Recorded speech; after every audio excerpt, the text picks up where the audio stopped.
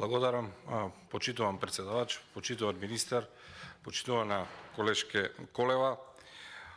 Она што го слушавме цел ден во текот на вашата расправа и во репликите, видовме една силна политизација кога станува збор за буџетот, нешто што за жал не треба да биде така. На многу места најдовте доперни точки, најдовте тангенти токму со СДСМ, со резултатите од локалните избори, со вашиот перформанс и така натаму. Во многу наврати слушавме говори кои што се стари по 5-6 години и кои што за жал не ја следат реалноста, а буџетот треба да биде токму тоа, односно треба да биде предвидување за иднината, треба да биде еден многу значаен документ со кој што ќе направиме предвидување, реализација, а при тоа државата ќе направи контрола на она што е ветено и дали е реализиран.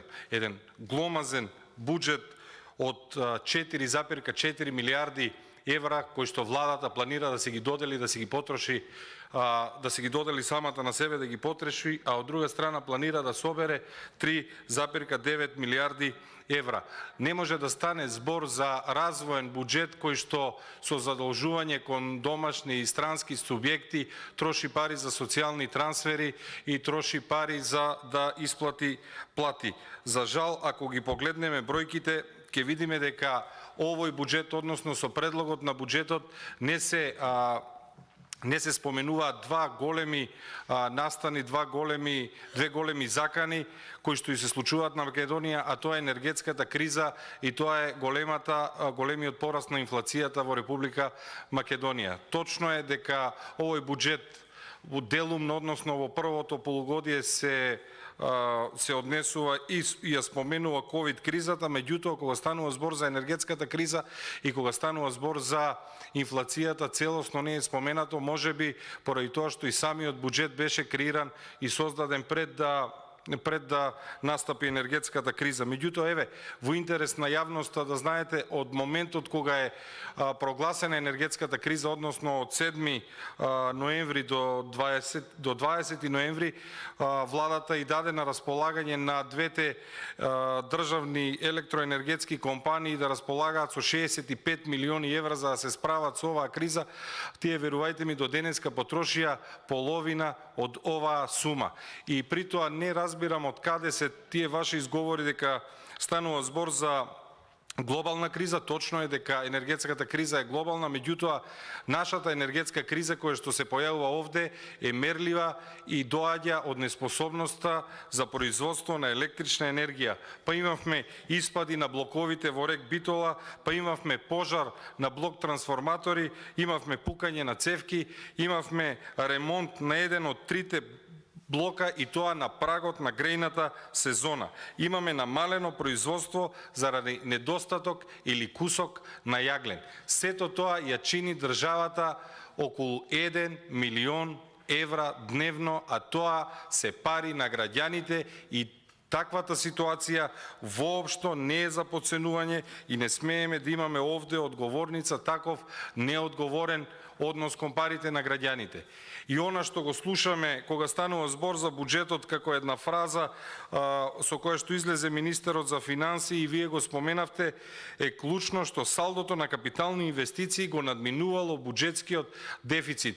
Па имате рекордно планирање на капиталните инвестиции од 600 милиони евра, а при тоа воопшто, иако имаше барање од стручната јавност да се направи анализа и акционен план каде потфрлаат капиталните инвестиции, затоа што владата на СДСМ во континуитет потфрла да ги реализира капиталните инвестиции.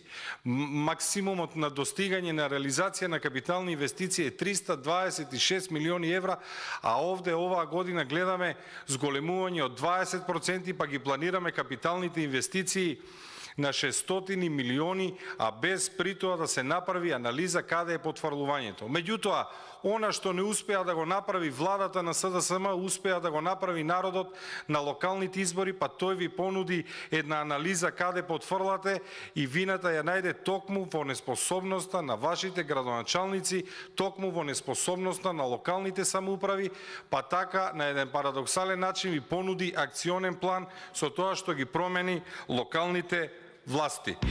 Па така се надевам дека навистина ќе имаме зголемена реализација на капитални инвестиции. Она што дополнително би сакал да го истакнам, кога вие зборувавте дека зборувате со факти, зборувате со бројки, кога станува збор за мерењето на економските ефекти од државната помош на приватните предпријатија кои што вие ги оценивте како спектакуларни, дали знаете дека од реномирани светски институции тие се оценети како негативни и како неефективни?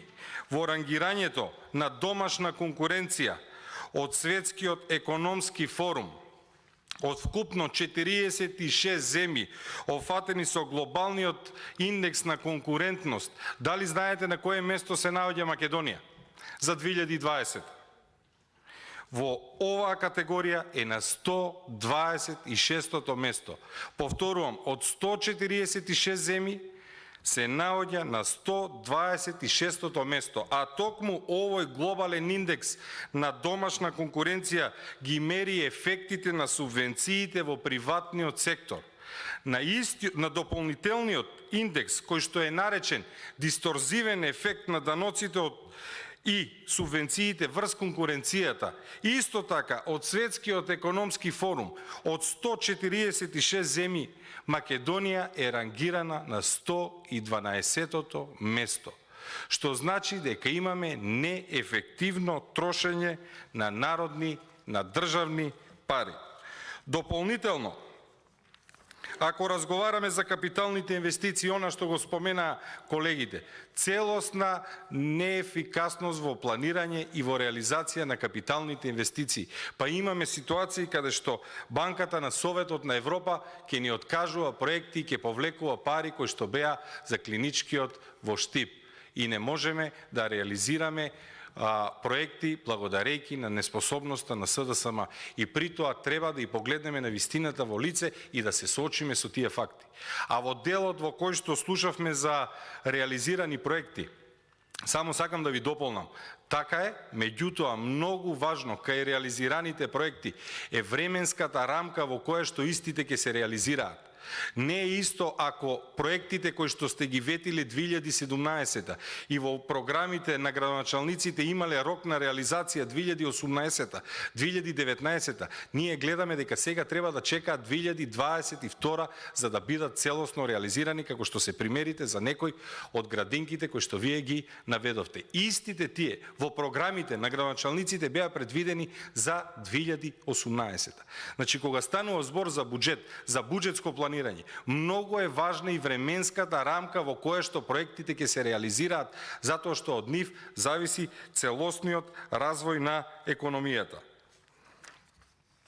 Заканата од енергетска криза, уште еднаш ќе споменам дека за жал овој буџетски документ целосно ја подценува, отсуствува стручност, отсуствува разум, отсуствува реалност.